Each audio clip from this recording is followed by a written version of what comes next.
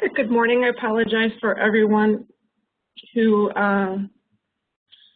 just heard me say this, but I'm going to go over it quickly again because we continue to have people logging on as I speak, and want to make sure people are aware of how this is going to go. This is a program intended for everyone, so it's not overly focused on, it's not particularly directed towards attorneys or towards government employees. My intent is for this program to be beneficial for anyone who is interested in the open meetings law. I try to give practical advice and practical information, so hopefully government employees and municipal attorneys will find this information very helpful. That's my goal. But I also hope that people who are just members of the public will find this information helpful. The first thing I would like to do is I'm going to pull up, instead of sharing my PowerPoint for just a minute, I'm going to pull up our website. And let's see.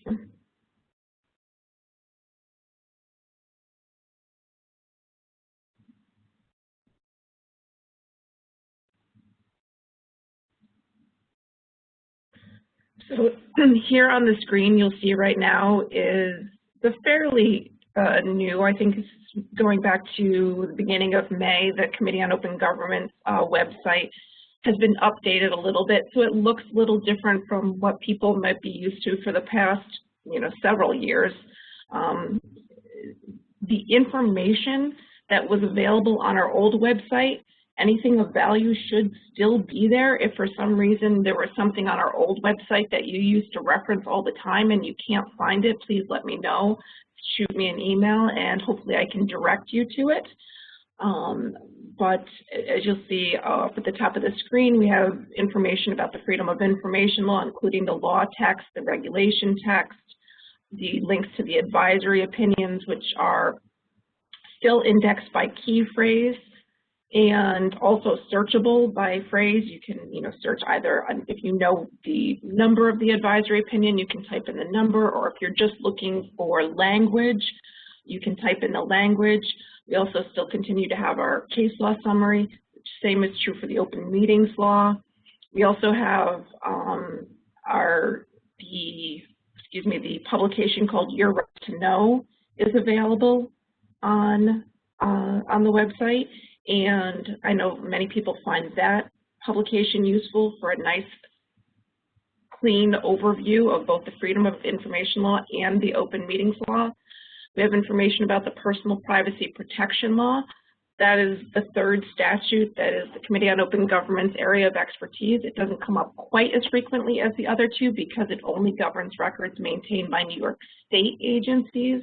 It does not govern records maintained by local government agencies such as cities, towns, villages, school districts, etc. We still continue to have our news page. So, for example, during COVID, people would often go to our news section to see about updates for the governor's executive order. That information still continues to be here. We also include on the home page, usually, for example, my training information is up at the top of the page, or we have information up at the top of the screen about the authority for remote meetings ending. So we do try to make the information that you're looking for as accessible as possible. And as I said, hopefully everything that you used to use is still accessible. So let's see.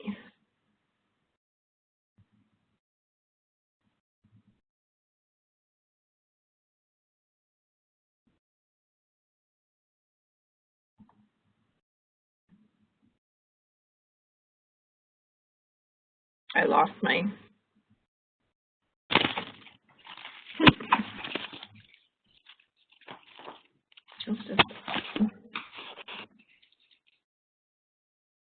apologize for my technical slowness here. I lost there we go.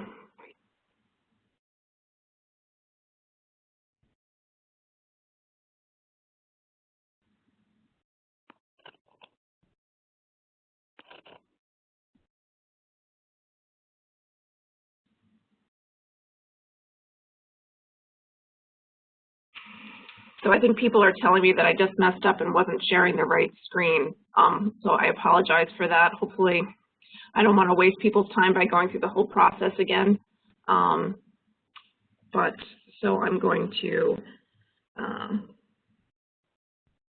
go through and just pull up the, oh, I hate the double monitors. As you can see, I'm very tech savvy. All right.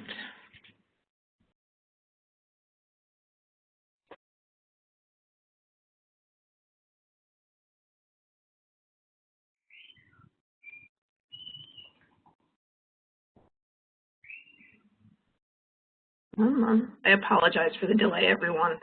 I'm having difficulty multitasking back and forth between the two monitors, and it's being difficult.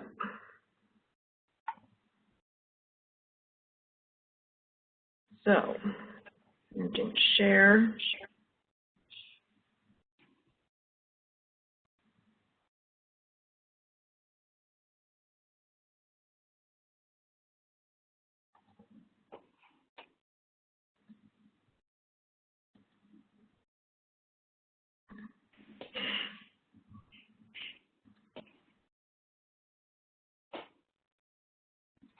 All right.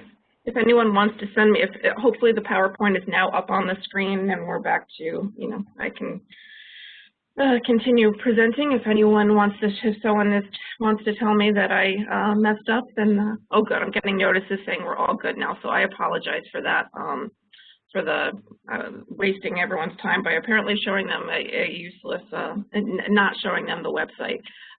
But it is open government. I'm going to pull that up now.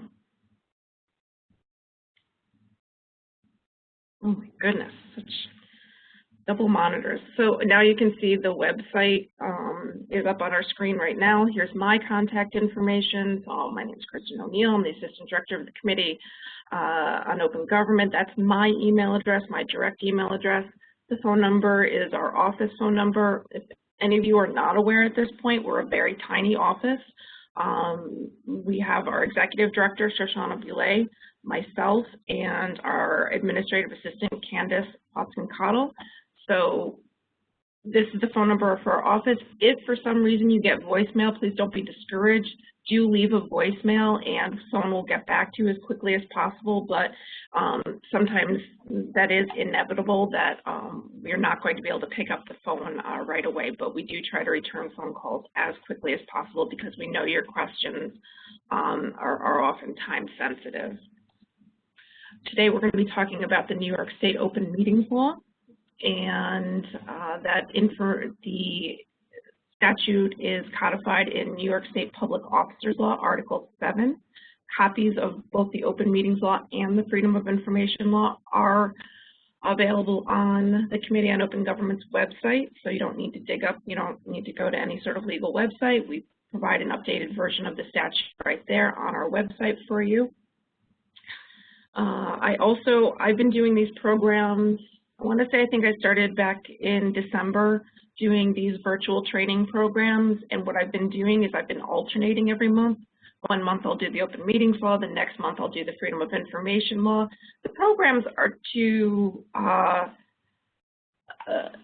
large extent are going to be similar from month to month. So if you've already taken my Open Meetings Law program, this one normally probably wouldn't be too different, but today I am going to focus a bit more on video conferencing than I have in the past. So that will be one difference between today's program and say the one I offered 2 months ago. Again, though, if you've already taken the program, the content isn't going to be significantly different. But if this is something that you think would be helpful to coworkers or friends, colleagues, please let them know that we post the information about any training programs that we're offering on our website. And I do try to circulate it through organizations such as the Association of Towns and NYCOM, New York State School Boards Association, so hopefully the information gets out there. All right, so the open meetings law governs meetings of public bodies. And public bodies is defined as any entity for which a quorum is required in order to conduct public business, in which consists of 2 or more members performing a governmental function for the state or for an agency or department thereof, for a public corporation, or for a committee or subcommittee or other similar body of such public body. So I know that's a lot of language, not necessarily the cleanest and easiest to work through, but essentially, what it would require for it to be for a public body to be subject to the open meetings law, you need at least 2 or more people that have been given the authority to act collectively. Simple examples, of course, are town boards, village boards, school boards. The New York State Legislature is a public body. Library Board of Trustees, Board of Fire Commissioners.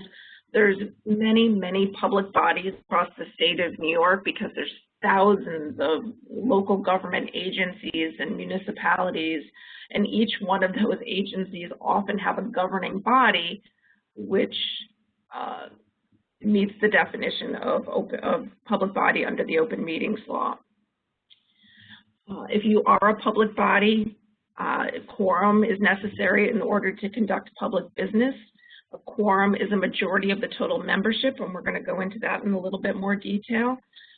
If you have, for example, a 5-member town board, a quorum is going to be 3. It's the majority of the total membership. And you have the authority to act collectively. No individual member has authority to act on behalf of everyone else. Committees of a larger public body are also considered public bodies themselves. So, for example, let's say you have a 9-member school board, and 3 of those members have been assigned to serve on the finance committee for the school district. That committee, which is made up entirely of members of the larger public body, is then itself a public body subject to the open meetings law. And the full membership of that public body is 3 members. And a quorum of that public body is 2 members, because majority of 3 is 2. So do you see what I'm saying there is that even though the committee is made up of less than a quorum of the full school board, the committee itself becomes its own public body subject to the open meetings law. I'm getting a lot of questions. I'm seeing them pop up in the corner of my eye about advisory committees. And whether an advisory committee is subject to the open meetings law is going to depend on a couple of factors. One is that advisory committee made up entirely or primarily of members of the larger public body. If the answer is yes, then that advisory committee is subject to the open meetings law. Even if their role is to provide advice and recommendations to the full board, if that committee is made of that advisory committee is made up entirely or primarily of members of the larger public body, it itself is a public body subject to the open meetings law. If an advisory body serves a New York State statutory function, it also is likely going to be considered by the courts to be a public body subject to the open meetings law. Some examples here are, at the municipal level, there are things such as comprehensive planning committees and conservation advisory councils, architectural review boards, boards of ethics. Sometimes those bodies don't have authority to act to make the final decision. Sometimes they only have the authority to provide advice and recommendations to the full governing body, to the full town board, full city council, full village board, whatever the case may be. However, because these advisory bodies serve a necessary New York State statutory function, in our opinion, based on existing case law, those advisory bodies are subject to the open meetings law. Again, do they have the, if any advisory body is more than advisory, if it has the authority, if it's been delegated the authority by the governing body to take final action, to make, like, to designate, to make expenditures, to make final decisions on behalf of an agency or municipality, then in our opinion it's no longer advisory and is a public body serving a governmental function. So those are some elements that we would look at and what a court would look at in determining whether an advisory body is subject to the open meetings law. If they consist of a mix of either entirely non-board members, say it's a fully residential business owners, and maybe one board liaison serving on an ad hoc advisory committee, if it does not serve a statutory function and if it does not have final decision-making authority, in our opinion, such an advisory committee would not be subject to the open meetings law. So again, those are the elements that we would look to determine whether the committee is subject to the open meetings law. So the intent of the open meetings law is that public business be performed in an open and public manner, and that citizens be fully aware of and be able to observe performance of public officials. Citizens have the right to attend and listen to the deliberations and decisions that go into the making of public policy. And this is where I'm focusing a little bit on video conferencing today, includes the right to attend and listen at any remote location from which a member participates. So if you have a member of your public body that is participating via video conferencing, that location must be open to the public. The open meetings law defines meeting as the official convening of a public body for the purpose of conducting public business, including the use of video conferencing for attendance and participation by the members of the public body. So in order to have a meeting, you must have a quorum of the public body either physically in each other's presence or present together through the use of video conferencing. A public body cannot conduct a meeting via teleconference or by email. It has to be either physical presence or through the use of video conferencing. There is no statutory authority or judicial authority to take action outside of a meeting, nor is there any authority to attend a meeting by telephone or to be counted for quorum purposes or to cast a vote by phone. There's also no statutory authority or judicial authority to vote by email. In judicial decisions dealing with votes taken by telephone, the court found those votes to be a nullity. I'm providing some examples of those court decisions. I'm sure there's others, but these are just a couple that came to mind when I was putting this part together. So that's something to keep in mind. Member of a public, if you've got a quorum, if you're trying to make quorum, you want to make sure you're using video conferencing. If you have somebody who's out of town or whatever the case may be, teleconferencing will not be sufficient and that person will not count towards a quorum. The term quorum is defined in New York State General Construction Law, and it states that a meeting may validly be held and a quorum validly convened by means of video conferencing.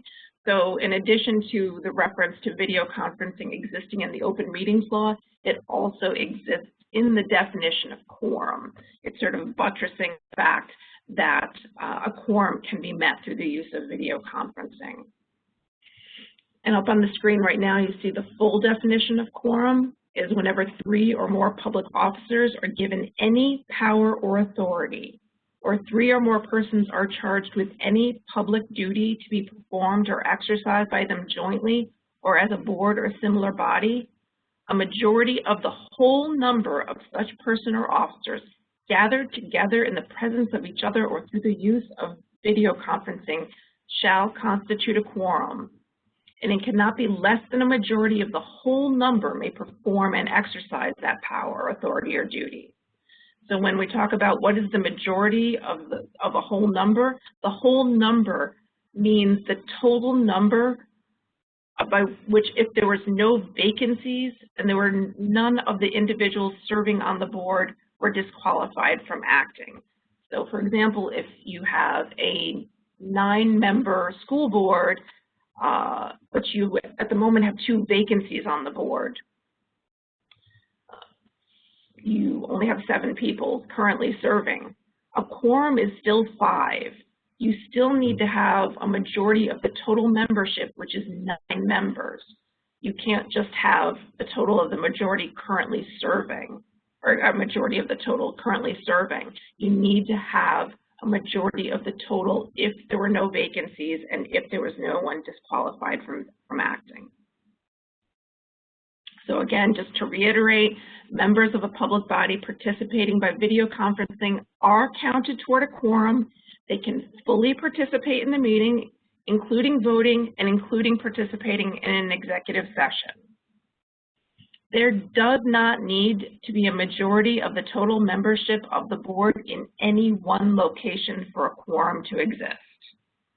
For example, when the 11-member Committee on Open Government meets, 4 members could be present in Albany, 3 in Buffalo, and 3 in New York City. With all members present through the use of video conferencing, a quorum has been met, even though there was no majority in any one physical location. If any of a member of a public body is going to participate in a meeting through the use of video conferencing, I think this is where everyone needs to change their mindset from the past year and a half, because everyone has gotten very used to. It's quite interesting because in March and April of 2020, many government agencies and public bodies were freaking out a little bit about the use of programs such as WebEx and Zoom and things of that nature. They had never really used it before and weren't sure how it was going to work. And now, you know, a year and 3 months, a year and 4 months later, everybody is hesitant to give it up because they found that it became quite convenient to meet through the use of video conferencing. Many members of the public bodies liked it because it meant that they could participate from home. They didn't have to go to any physical location. Many members of the public liked it because, you know, with all of our busy schedules, you know, parents with young children or with parents with older children who have sports commitments, maybe the elderly or people with disabilities who have mobility issues, it made it easier to log on and observe the deliberations and decision-making of a public body. There were people that didn't like it as much. There were people that felt that it made it a little bit more difficult to interact with their representatives when all of the interaction was remote, when all of the access to their representatives was remote. So there's some ups and downs.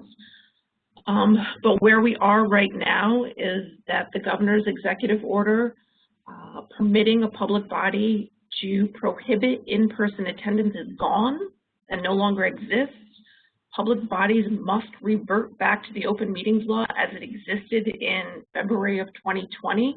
Everyone needs to remember what the open meetings law requires with regard to video conferencing, and that the intent is for the public to be able to observe and listen to deliberations and decision making. So if a member is going to attend and participate via video conferencing, the open meetings law requires first that the public be provided an opportunity to attend, listen, and observe at any site at which a member participates. That is a statutory requirement. If for some reason someone is sitting at home, on their couch, in their living room, participating in a meeting, their home has to be open to the public, and they have to allow anyone who would like to come and sit on the couch with them and watch the meeting. The notice of the meeting must include the locations of the meeting, including the locations of the members who plan to attend via video conferencing. So what the open meetings law states is, if video conferencing is used to conduct a meeting, public notice for the meeting shall inform the public that video conferencing will be used. Identify the locations for the meeting and state that the public has the right to attend the meeting at any of the locations.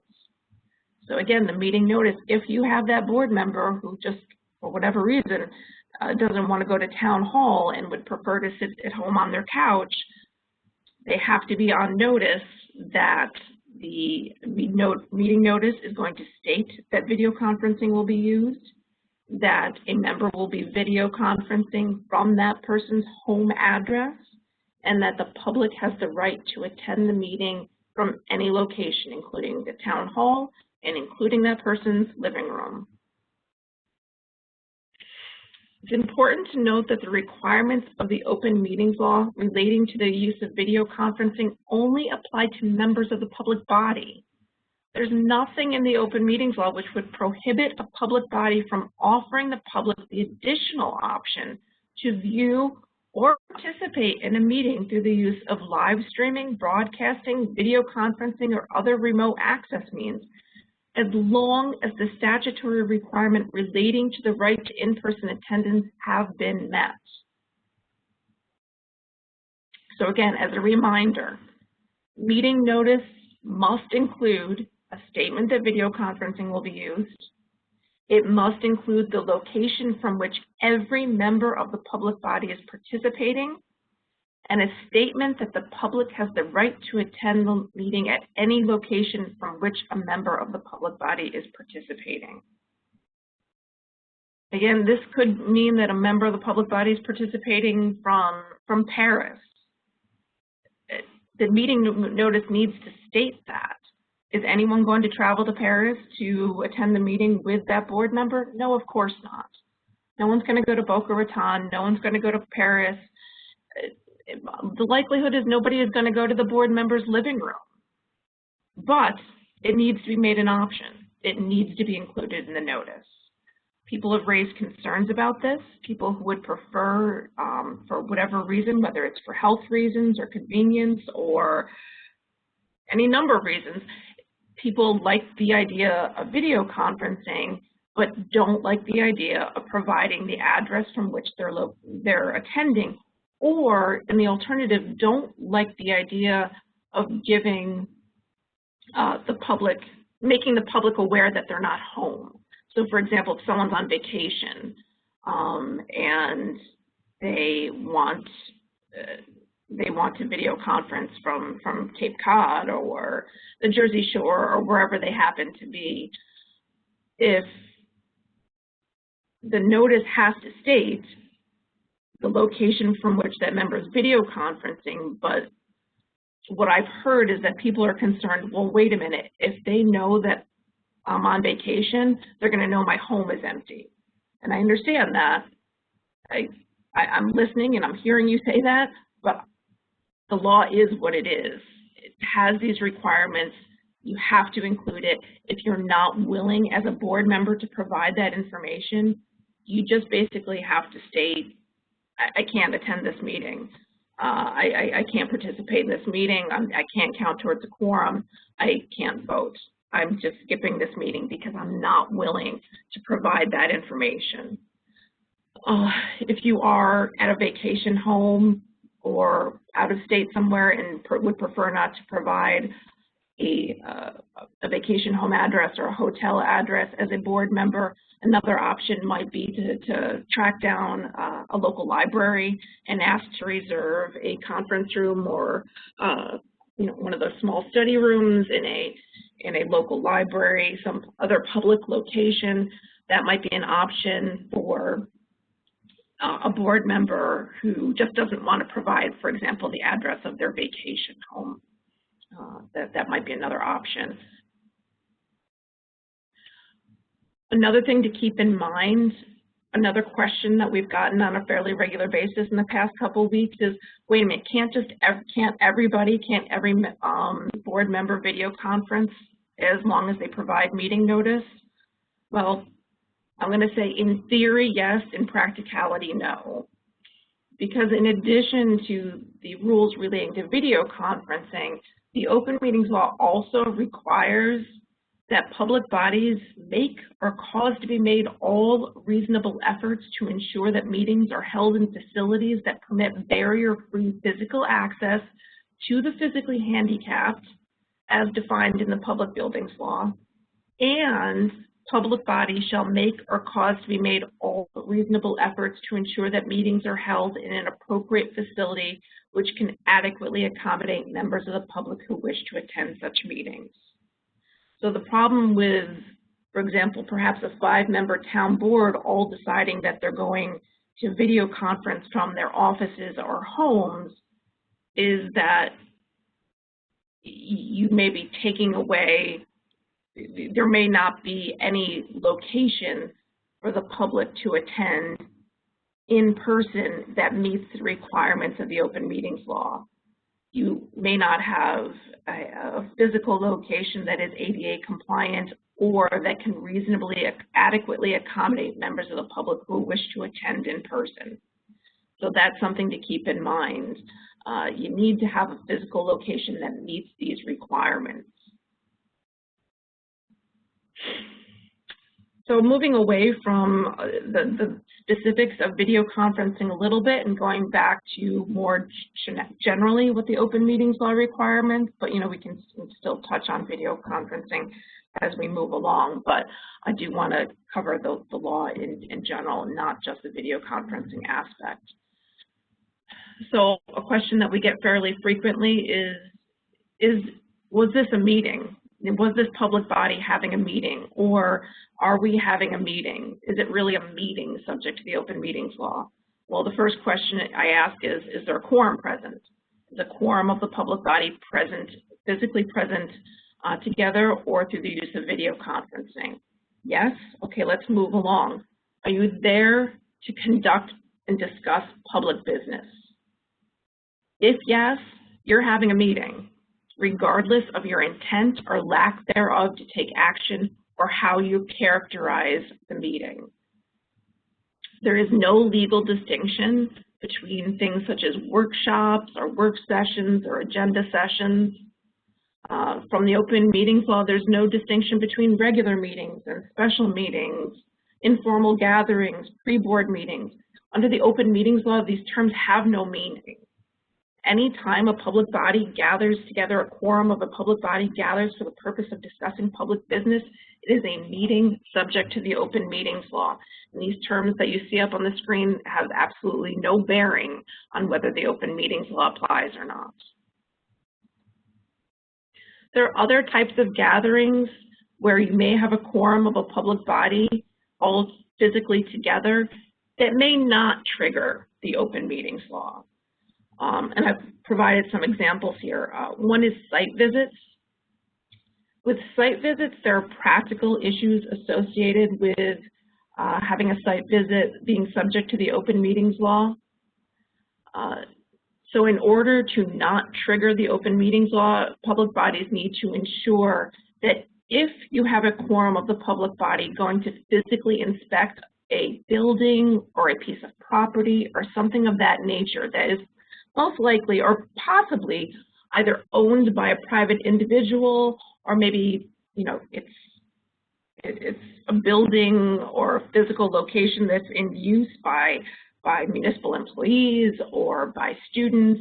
There are practical reasons why it would not make sense to open up that site visit to the public, but in order to ensure that you're not triggering the requirements of the Open Meetings Law, what the members of the public body want to do when they go on these site visits is to make sure that there's a board member who is guiding them through this visit, who is providing information to the board, and the board is just listening. It is listening to the presentation, it's gathering information, maybe asking questions to the presenter, and the presenter then answers, but the board has to refrain from engaging in deliberations or discussions regarding maybe the pros and cons of the property or what they need to do with the facility. They need to avoid deliberations and discussions at all costs if they want to avoid triggering the requirements of the open meetings law. They just want to basically be listeners. It doesn't want to be an active gathering. It's more of a passive gathering, information gathering, or type of gathering. Another example of gatherings that may not be subject to the open meetings law are retreats or educational seminars. So for example, you may have a public body that goes off-site for team building exercises, how to work effectively as a governing body, things that are generically apply to governing bodies, but not specifically to that municipality or government agency. Perhaps as we move back towards a semblance of normalcy and we start having in-person educational programs sponsored by different organizations such as the Association of Towns, NYCOM, New York State School Boards Association, all those wonderful organizations that put on training. Often public body, you may have a quorum of a public body sitting in the audience listening to these training programs, and that's fine. They can do that as long, again, as they refrain from going off in the corner or sitting together at lunch and discussing public business. If you have a large public body that is broken up into committees, and those committees are subject themselves to the open meetings law, someone who does not serve, a board member who does not serve on a particular committee has to be allowed to attend the meeting of the committee because it's open to the public.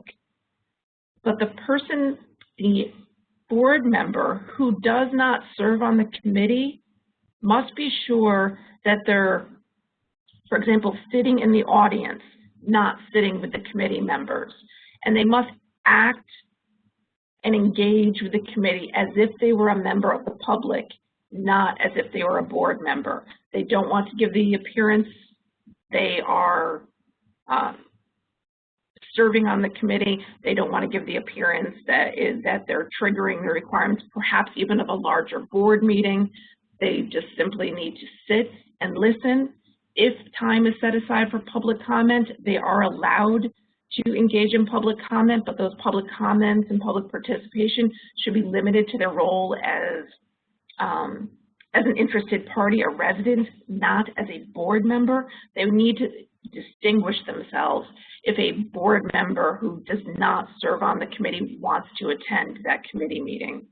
And finally, another example is social gatherings, whether it's around the winter holidays or summer for 4th of July barbecues, things of that nature. Many municipalities and agencies may have annual gatherings of that nature where all government employees and officials are invited, and certainly members of a quorum of a public body are welcome to attend those gatherings and be physically together in the same room or in the same physical location.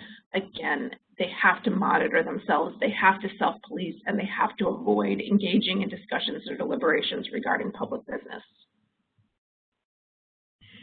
So we already talked about a little bit that the definition of meeting requires either physical presence or the use of video conferencing.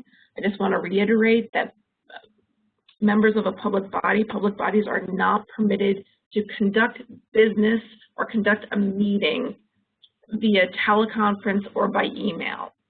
Now, when I say this, sometimes this scares people, scares board members and says, wait a minute, does that mean I can't email my fellow board members? And that's not what I mean, because there's nothing in the open meetings law that would prohibit one board member from perhaps emailing an interesting article or valuable information that they've located to other members of the board, or perhaps they've drafted a resolution that they want to share with other members of the board for consideration at the next meeting. Email serves a valuable purpose. Just board members should avoid engaging in substantial deliberations via email, and certainly, you cannot vote by email. Sometimes I'm a little bit surprised I'm still hearing about public bodies that are voting via email, and I'm a little bit amazed that that hasn't sort of gotten through to people at this point, that hasn't, that public bodies even think that that's appropriate at this point, that voting via email is permissible. It's certainly not. So make sure that substantial deliberations and voting wait until the actual meeting, the in-person meeting. We talked about notice requirements relating to video conferencing a little bit, but now I'm going to talk generally. Notice of the meeting must include the date, time, and place of the meeting. It must be given prior to every meeting, or prior, like you can do it at the beginning of the year. A public body can do it, send out notice at the beginning of the calendar year or the beginning of the business year, whatever the case may be. But it has to be prior to the meeting. Must be given to the media. This does not mean that a public body is required to purchase a legal notice. It just means that the media must be notified that a meeting is going to take place. The notice of the meeting must be posted in a designated physical location, and it must be posted on the agency's or public body's website if the agency and public body have an active website. At this point, I feel like we're moving to the point where most public bodies have some sort of website. I feel like they probably should at this point, because it is the way that most people get their information, I should say, about finding out when meetings are going to take place. It's really the first place most people look. They're not going to go to town hall and look at the bulletin board, and they're not probably going to dig through the newspaper to see if the newspaper has posted notices of meetings. What they're going to do is they're going to look on the town website or the school district website or whatever the case may be.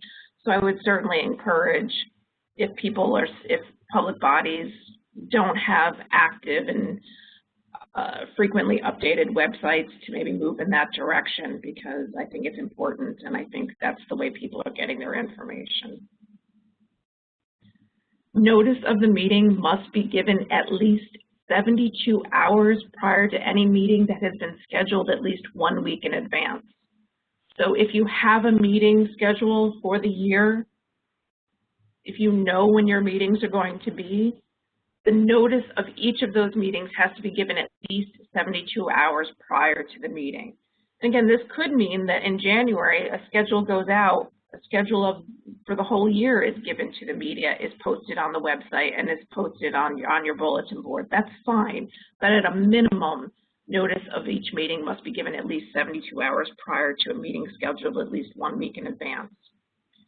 If a public body is going to host a meeting on short notice, what the law requires is that notice must be given to the extent practicable at a reasonable time prior to the meeting. So the open meetings law is silent as to when a public body is permitted to have meetings on short notice, but the courts have not been silent. The courts have weighed in on this issue, and the courts have suggested that the propriety of scheduling a meeting less than a week in advance and providing less than 72 hours notice should be dependent upon the actual need to do so. In other words, if it can wait, it should wait. If you have a meeting scheduled in 2 weeks and the issue is there's not going to be any harm caused by having the issue addressed at that meeting in 2 weeks, then that's what you should do. But certainly in government, sometimes things need to happen quickly. Sometimes you need to have an expenditure approved, or whatever the case may be. Maybe it's an emergency human resources decision or personnel related decision. Whatever the case may be, certainly there are situations where there is a need to have meetings on short notice. That's why the open meetings law allows for this, and the notice of the meeting must be given at a reasonable time prior to the meeting. So this is going to mean that, if you're going to have a meeting at 2 o'clock this afternoon, sending out the notice right now probably is not going to be considered reasonable. But that's up to the courts to decide, not me. Minutes. Minutes of a meeting of a public body must include a record or summary of all motions, proposals, resolutions, or any other matter formally voted on. That's it. That's all the law requires that you include in your minutes.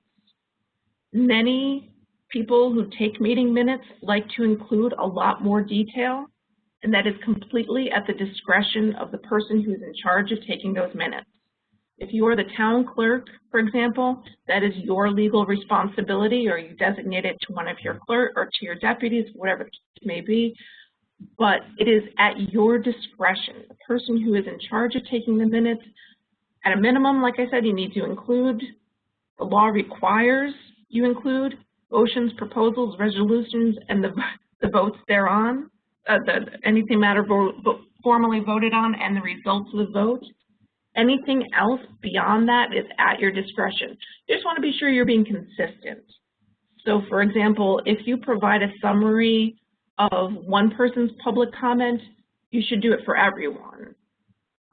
If you think that's going to be a lot to provide summaries of public comments, then you should refrain from providing summaries of anyone's public comment. Again, you just want to be consistent with how you're preparing your minutes, so you can't be accused of favoritism or one-sidedness. Just consistentness is important.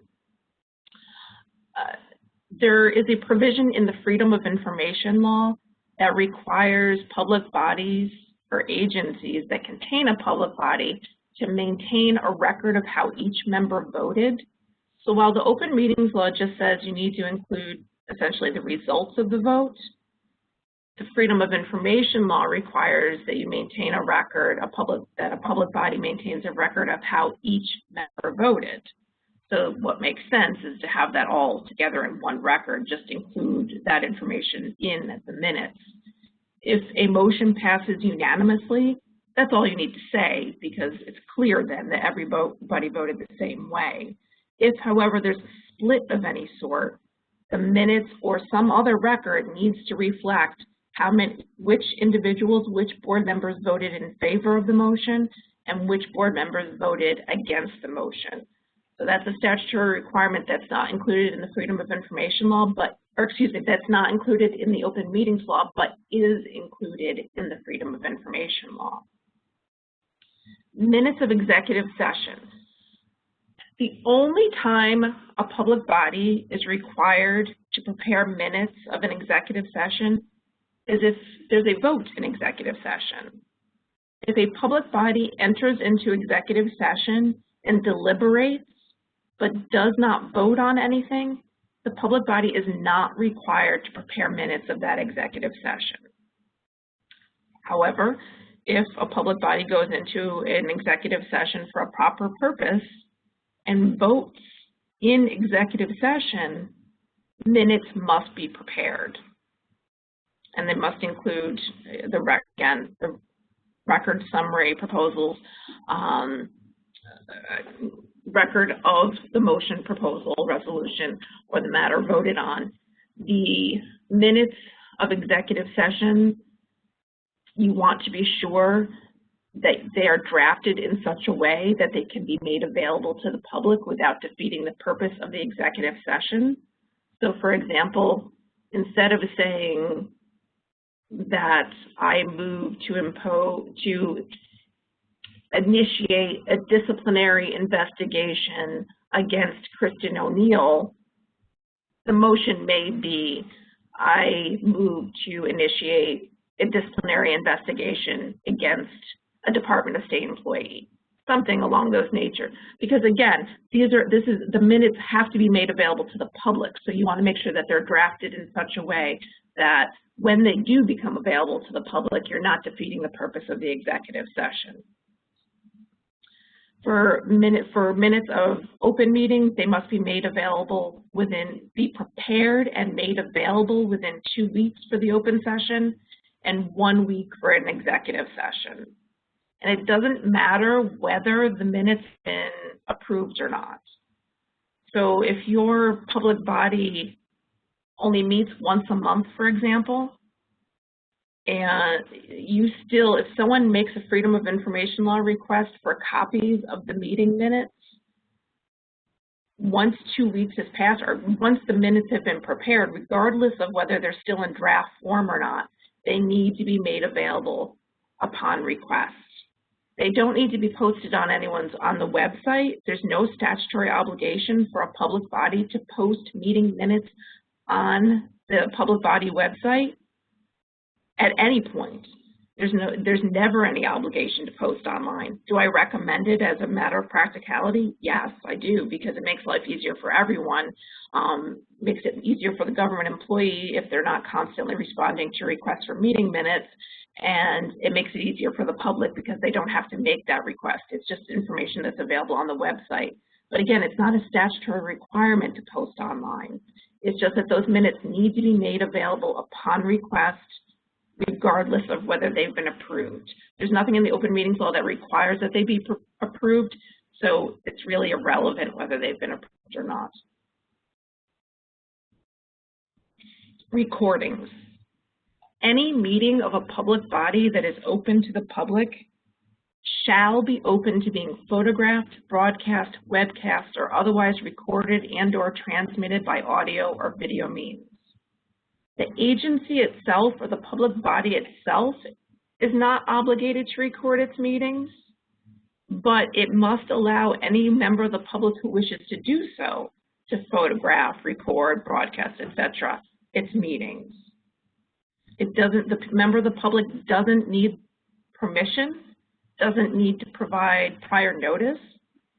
The person who's recording simply just must comply with any reasonable rules established by the agency or public body that were established to limit disruption or interference. And the Committee on Open Government does have model rules regarding recording meetings on our website. So if any public body or agency is looking to establish reasonable rules relating to recording, they can use our model rules that are available on our website as a starting point. So executive session. There are two mechanisms in the open meetings law for a public body to meet behind closed doors. The most common, or I should say the most well-known, I suppose, of the two is called executive session. And an executive session is part of an open meeting. It can't be prior to an open meeting. It can't be completely separate from an open meeting. In order to enter into executive session, a public body must first have an open meeting that has been properly noticed to the public, where the public has been allowed to attend, and then the public body makes a motion to enter into executive session that includes enough specific detail to allow the rest of your board and the public to know that you're going into executive session for a proper purpose, but not so much detail that you're defeating the purpose of the executive session. Going back to my meeting example, you may say, I move to enter into executive session to discuss possible disciplinary actions against an agency employee, as opposed to possible disciplinary actions against Kristen O'Neill.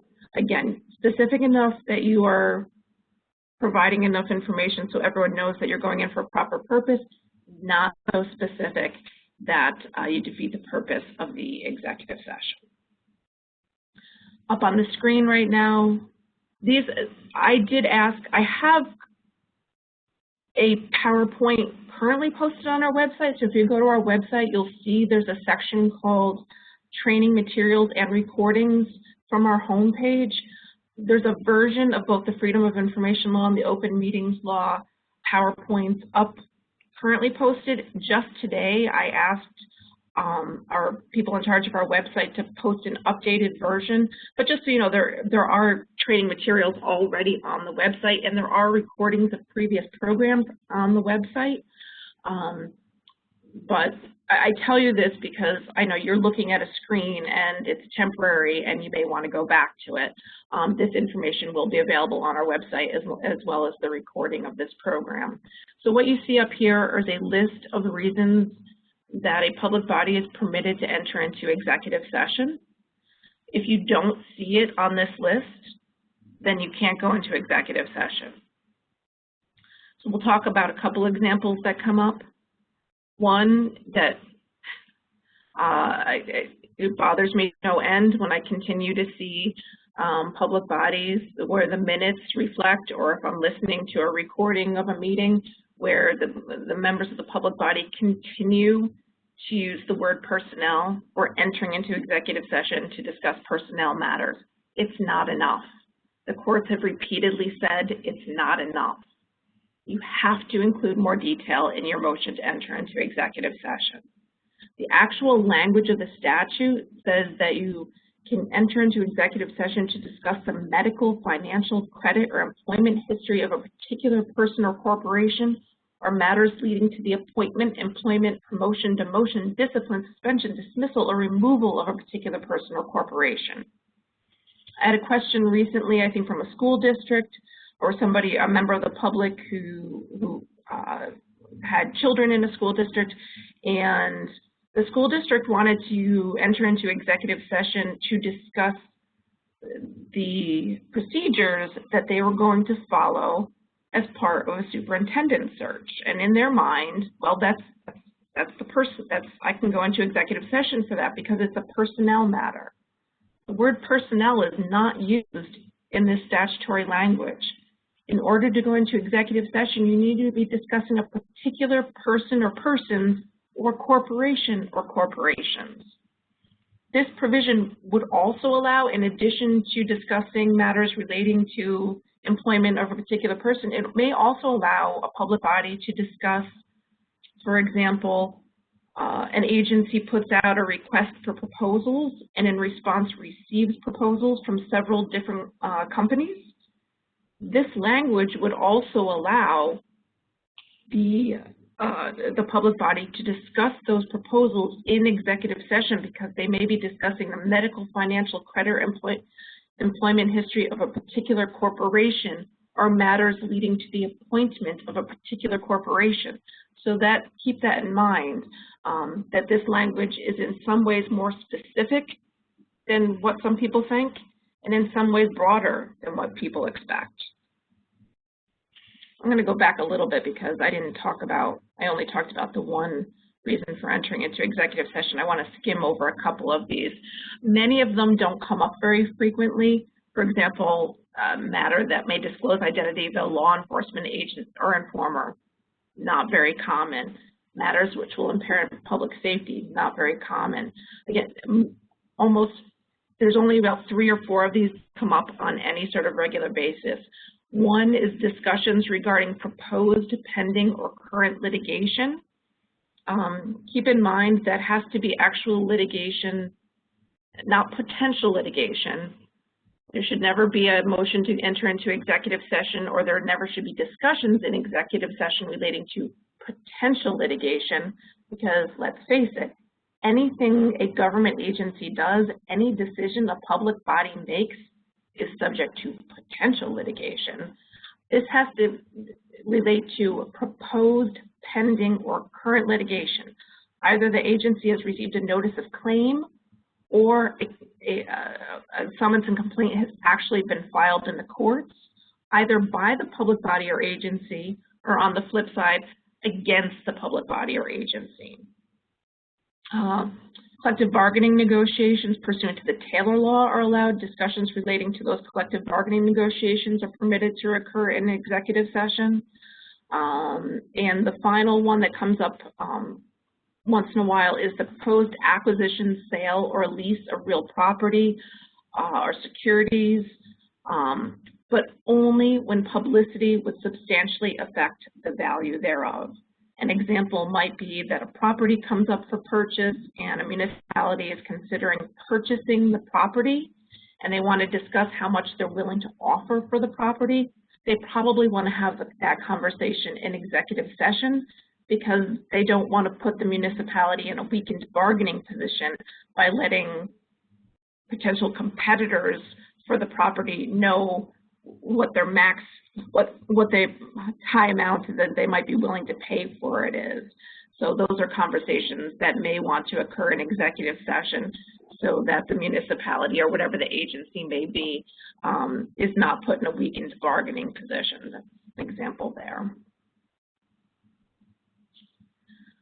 Public participation. What's important to remember is that under the Open Meetings Law, there is no obligation for a public body to provide for public participation. Public hearings have separate statutory requirements. Public hearings are often subject to the Open Meetings Law if they are hosted by a quorum of a public body, but in addition to the requirements of the Open Meetings Law, they are often subject to other statutory requirements, and that's where the public comment, public participation requirements for those hearings come in. The Open Meetings Law is completely silent with regard to public comments and public participation. So if you go to a regular school board meeting, a regular town board meeting, city council meeting, those public bodies have no statutory obligation to provide the public with the right to speak. However, as we all know, it's very common for these public bodies to set aside a time during the meeting for public participation. So those public bodies are permitted to establish reasonable rules relating to that participation. Time limits is a reasonable rule. You can only speak for 2 minutes. You can only speak for 3 minutes. Sometimes public bodies prefer to limit discussion to items that were on the agenda or that were actually discussed during the meeting. Sometimes public bodies establish rules that you can speak, but you can't ask questions, that there will not be any interaction between board members and the members of the public, that we're just here to listen to your comments. We're not here to engage. Often that's a rule. Again, there's a couple of different things that can be addressed in these rules. The most important thing is that they're implemented fairly and consistently, that you don't treat some members of the public better than you treat others, that you don't let people who are in favor of a particular issue speak for 10 minutes and let those people that are not in favor speak for only 2 minutes. You just want to make sure you're being fair and consistent in terms of what is permitted. Just keeping an eye on my watch here. Records scheduled to be discussed. There's a provision of the Open Meetings Law that requires that all proposed resolutions, laws, rules, regulations, policies, or any amendments to resolutions, laws, rules, regulations, or policies, or any records or portions of records that are public under the Freedom of Information Law shall be made available upon request prior to or at the meeting. The law also states that those records shall be made available online prior to the meeting if the agency maintains a regularly and routinely updated website and utilizes a high-speed internet connection. So if you have a good website as an agency or a public body, and you have the ability to the extent practicable, you must make those records available online prior to the meeting. If you don't, or if it's not practicable, for example, if the record, maybe you have a resolution that was placed on the town clerk's desk 2 hours before the meeting, then in that case it may not be practicable to get it up on the website. But you should have copies of that resolution at the meeting if someone would like a copy at the meeting. Earlier in my talk, I talked about how there was 2 mechanisms for meeting behind closed doors in the Open Meetings Law. The first was executive session. The second is referred to as exemptions. If an exemption to the Open Meetings Law applies, then the Open Meetings Law does not apply. It is as if the Open Meetings Law does not exist at all.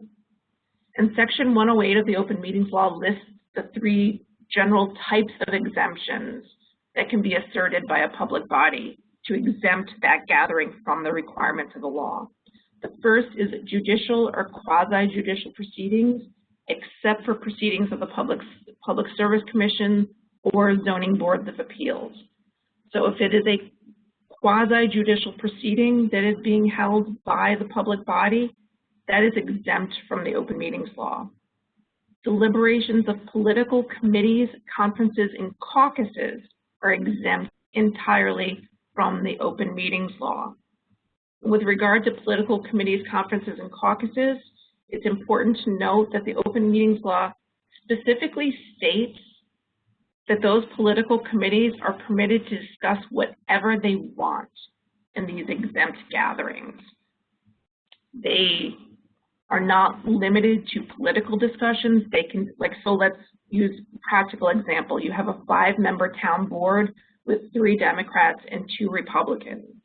And the 3 Democrats that serve on the board have a political committee meeting. Even though they represent a quorum of the town board, they are permitted to discuss whatever they want behind closed doors. They can't vote, but they are permitted to discuss whatever they want. And here I'm just going to point out there's a court case out there that held that if you have a public body that is made up entirely of a single political party, so for example, again, if you have a 5-member town board and all 5 of the town board members are Republicans and they have a political committee meetings, the courts have held they must limit their discussions to political business and save town board business discussions for open meetings. But again, that language is not included in the open meetings law. It was a court decision. The third example of an exemption, the third type of exemption, I should say, is any matter made confidential by federal or state law. So for school boards, for example, an example of this might be discussions relating to student educational records that are confidential by federal statute. And one of the most frequent exemptions that apply is a meeting with an agency attorney or an attorney for a public body where the conversation is covered by the attorney-client privilege. This is not an executive session. If a public body meets with its attorney for the sole purpose of requesting and receiving legal advice, that is a conversation that is covered by the attorney-client privilege, and it is exempt entirely from the open meetings law. But again, the attorney has to be playing an active role. The mere fact that an attorney is present during a conversation is not going to be enough to trigger the attorney-client privilege. The attorney has to be playing an active role in providing specialized legal advice. The type of knowledge that comes from going to law school and passing the bar exam and being an admitted attorney. It has to be legal advice covered by the attorney-client privilege. Once the legal advice has been provided and the attorney's active role is complete, the exemptions cease to exist. Once the board takes that information and starts to deliberate about how to move forward, those deliberations should be occurring in the context of an open meeting. So again, that exemption only applies to the portion of the discussion where the attorney is playing an active role. So those are examples of matters made confidential by federal or state law that are exempt from the open meetings law. Finally, non-compliance and enforcement. Enforcement of the open meetings law is through the initiation of a civil practice law and rules Article 78 proceeding. Any aggrieved party can challenge a public body's actions taken during an open meeting or a meeting held perhaps potentially in violation of the open meetings law. The court has the authority to award costs and attorney's fees to a prevailing party. They have the authority to invalidate actions if they believe the violation was significant enough. They're not required to invalidate actions. So for example, the law specifically states that if the violation is more technical in nature and not particularly substantial, the court does not need to invalidate and should not be invalidating the action. However, if it's a substantial substantive violation of the open meetings law, the court has the authority to invalidate any actions taken at that meeting or at meetings held that involves substantial deliberations leading to a decision. And the last thing that the courts have the authority to do is require that a public body take training from our office, which I'm sure could be quite painful for some. So I am going to close out. Here's our contact information again.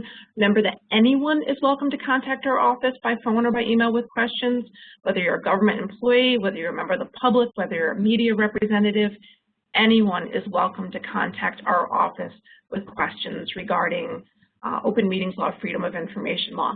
Please keep in mind that our office does not have the authority to investigate complaints, and we do not have enforcement authority.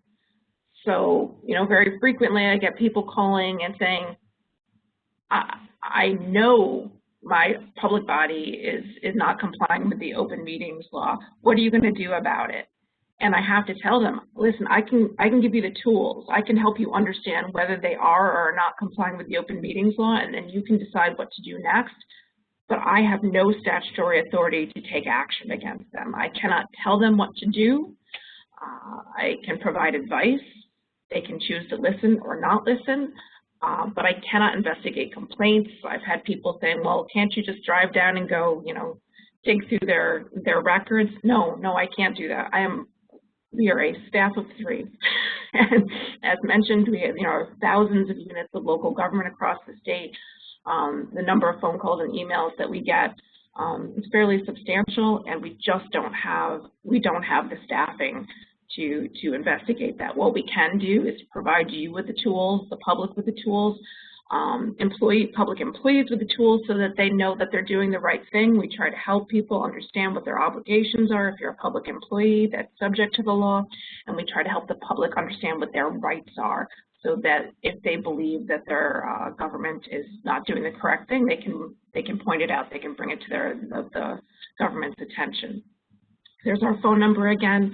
If you reach out to my direct email and get a bounce back, get an out-of-office message, you can also email our office account, which is the acronym for the Committee on Open Government, coog@dos.ny.gov. So if I'm out of the office, one of our other 2 staff members will hopefully get back to you in a timely manner. All right, so I'm going to close out, and I'm going to go to look to the chat function. Now, we don't have a ton of time, so if I skip over your question and you feel that I did not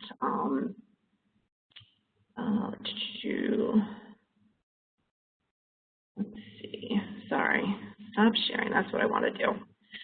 If you feel that I did not address your question, but I skipped over it, please feel free to reach out to me directly. Skip.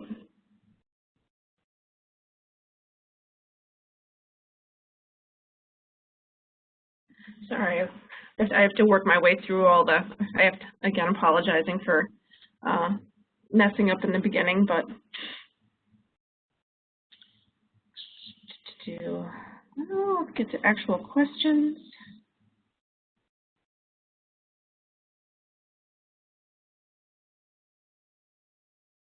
Someone asked about safety protocols. Are we supposed to be using for in-person meetings? It's not governed by our office. It's, as far as I know, that there are no state guidelines, and that the state has simply recommended that businesses and organizations continue to comply with CDC guidelines. So that is what I would recommend.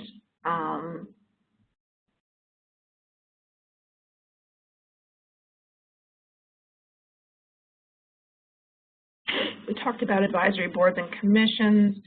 Another question is, if an elected official is hosting events like a listening session, is that a public body?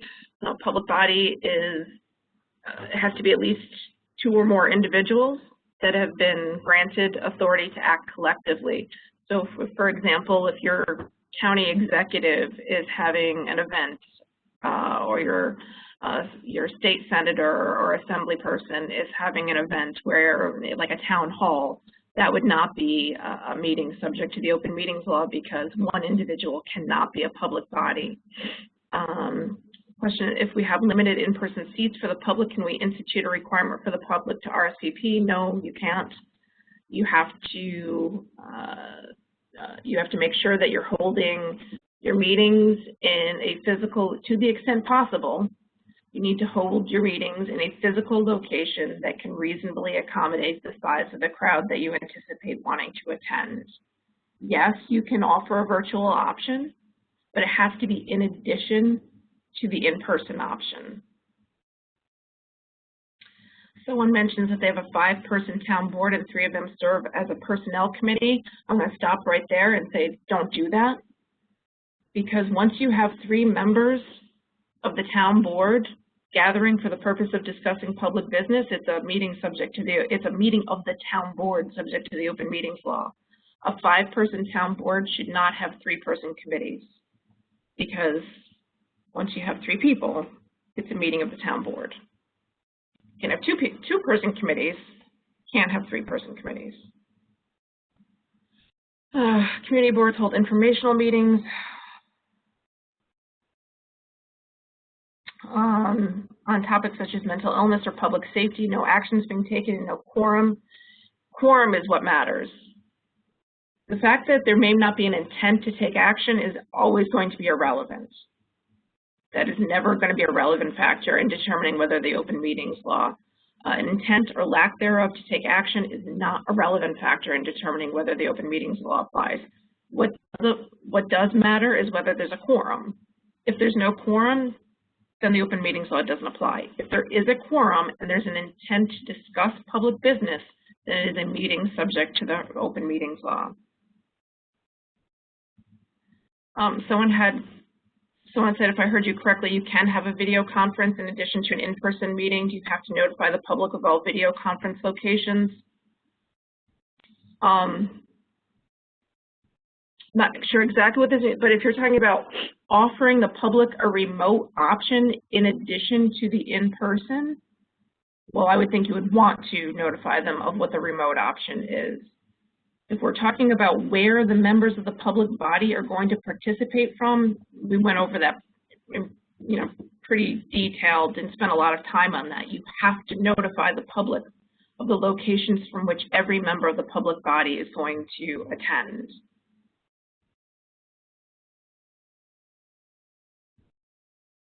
PowerPoint is going to get posted online.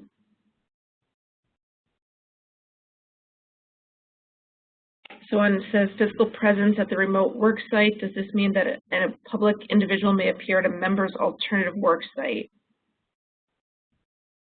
The public has to have the right to attend the meeting from any location from which a member of a public body is attending. If that's the public body member's office, if it's the public body member's home, yes, it has to be open to the public. That's clear in the law. Someone says, read video conference. If a member is out of town, how can public be in the same room? Public doesn't have to be in the same room. They just have to be given the option to be in the same room. If someone is out of town, if someone goes to Florida, no, of course people are not going to travel to Florida to go to the meeting. They're going to go to the local, the local meeting site. But the meeting notice still needs to include the location from which every member is attending and the statement that the public is welcome to attend from any location. If another person happens to be on vacation in the same vacation location, they can show up and sit with that member of the public body. Yeah, I'm getting a lot of questions about the video conferencing. I'm hoping that we've sort of hammered that home. If you still have questions, get back to me, but I'm not honestly sure how many more ways I can say it, but the public has to have the right to attend the meeting from any location from which a member of the public body is attending, no matter where it is. And the notice of the meeting has to include that location. Yeah, a lot of these questions, it's all just, variations of the same question. And I'm not really sure how else to answer it other than what I've said. Someone said something about how do retreats get out of open meetings law then? I don't know. If a public body is having a retreat where they're discussing public business, it's subject to the open meetings law. If they're going on a retreat for team building exercises, then they're not discussing public business. So there is no exemption for retreats under the open meetings law. Someone asked about ribbon cutting ceremonies. As long as they're not discussing public business, then it's not a meeting subject to the open meetings law. I can't email the recording, but the recording will get posted online.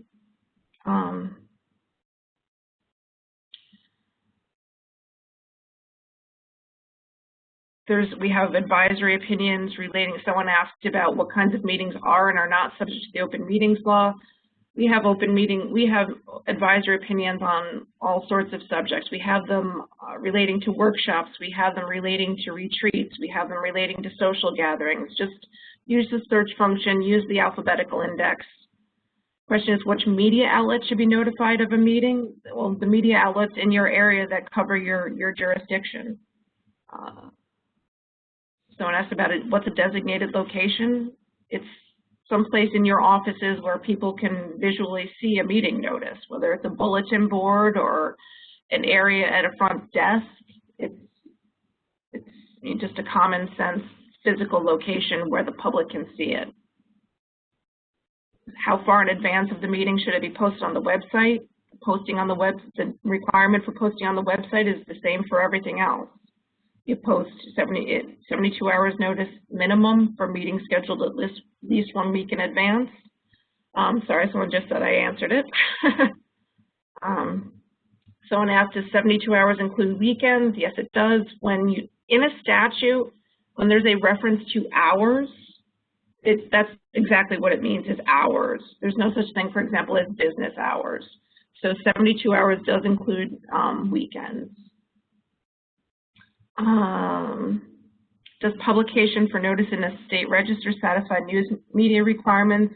No. And it does not satisfy designated location. Designated location is an actual physical location, and media is what it sounds like, is media. I mean, the state register is a state publication for regulations and such and things of that nature. This is the news media, your local newspaper, for example. Open meetings law does not generally apply to not-for-profit organizations. There are exemptions. So, for example, volunteer fire companies may, depending on how they're established, may be subject to the open meetings law. Association and free library boards are not-for-profits and are subject to the open meetings law. It depends. It has to meet certain criteria that essentially mean that that particular 5-0 not-for-profit is serving a governmental function. And if that's the case, that's the only time the open meetings law would apply. But generally, the open meetings law only applies to government agencies. There's no requirement to label minutes draft until accepted by the body because the open meetings law is silent with regard to approval of minutes. Someone said, what about executive meetings where the executive committee schedules a meeting for a specific purpose but does not vote on anything? I'm not really sure what that means. If it's a public body, it's subject to the open meetings law. Just comply with the open meetings law just like any other public body. If someone's not willing to provide their location information, they cannot participate, they cannot count towards a quorum, they cannot vote. Someone asked about attorney-client privilege. We talked about that. When moving into executive session, do we have to do an official vote? Yes. You have to make a motion, and there has to be a vote. That's what the law requires. Someone asked, for executive session, you shouldn't be using the term personnel, but you have to give the name of the person. No, we talked about that as well, that you just need to give enough information that reflects that you're going in for a proper purpose, but doesn't give so much information as it defeats the purpose of executive session. Are we allowed to share the Zoom link of an open meeting with the public? Law is silent. I'm not sure why you wouldn't. I mean, not sure why there would be a Zoom link if you're not making it available to the public. So maybe I'm just not understanding that question. Someone asked whether verbal declaration that the town is going to be sued regarding parameters of, would that fit within proposed litigation? I think it depends on the situation. You know, if someone, you know, yelled out during public comment, I hate this idea, I'm going to sue you. No, that's not enough. I think it has to be more substantial, because the goal of entering into the executive session to discuss proposed pending or current litigation is to discuss litigation strategy. It's not to discuss the underlying issue that led to the litigation. It's to discuss the litigation itself. Question is, where can we find the statutory requirements for public hearings? There is no single statutory requirement for public hearings.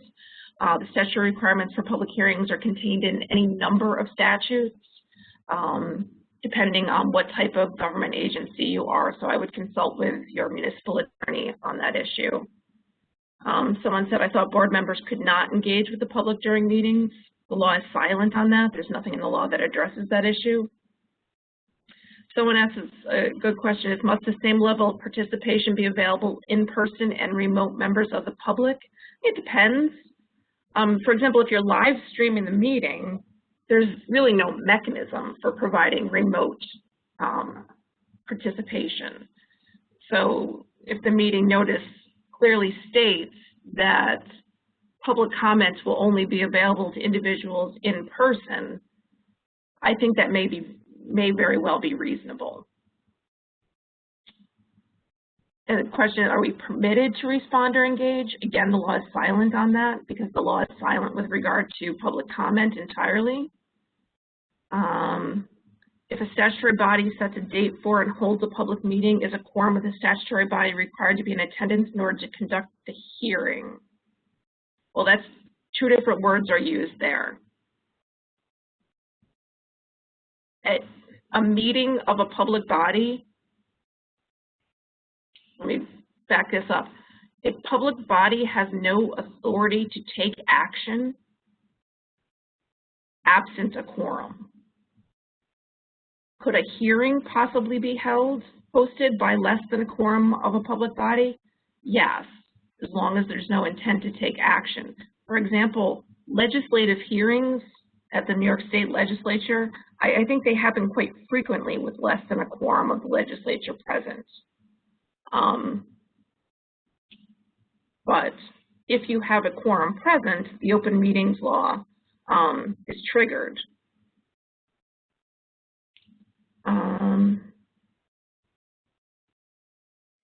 Someone said, are all remote locations required to be recorded in the minutes of an open meeting?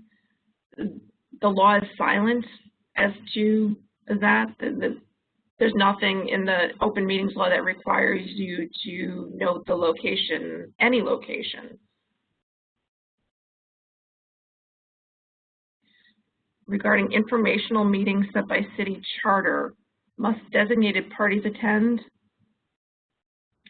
I don't think I understand the question, so that might be something that this particular individual wants to follow up with me directly with, because it's long and we're very close to the end of our time here.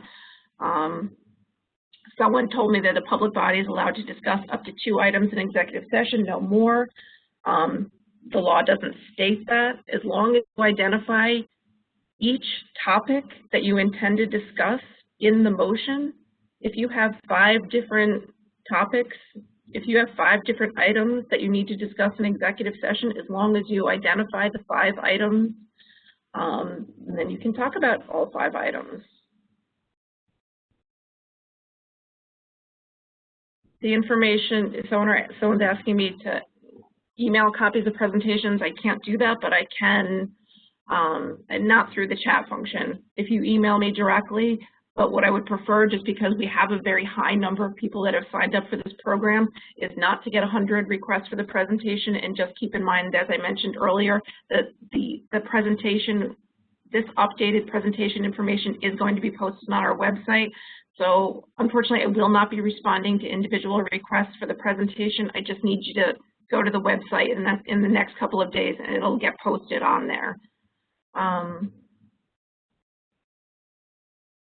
Is video conferencing is defined by audio and video in real time? The answer to that is yes. If a trustee is vacationing in a place with a low signal and can't support the GoToMeeting video, he can't count towards a quorum? No. I guess is the short answer. If the person doesn't have the ability to video conference in real time, then no, they cannot count towards a quorum and cannot participate. Committees of association libraries do not have to give notice of their meetings. Association libraries are little oddities, and so please, everyone who's not an association library, don't listen to what I'm about to say right now because it's not relevant to you.